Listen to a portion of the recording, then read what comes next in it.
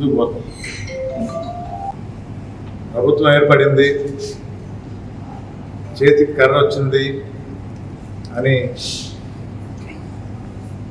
మాట్లాడితే పర్లేదు, కానీ మా కార్యకర్తల మీద ఎలాంటి తప్పుడు కేసులు పెట్టినా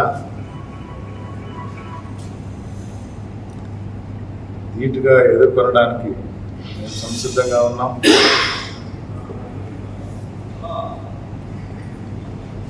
అభివృద్ధికి వెంకటగిరి నియోజకవర్గం వరకు ఒక మేనిఫెస్టో రిలీజ్ చేయడం జరిగింది వైఎస్ఆర్ కాంగ్రెస్ పార్టీ. అలాగే తెలుగుదేశం పార్టీ కూడా ఆ రోజు మేనిఫెస్టో రిలీజ్ చేస్తుంది.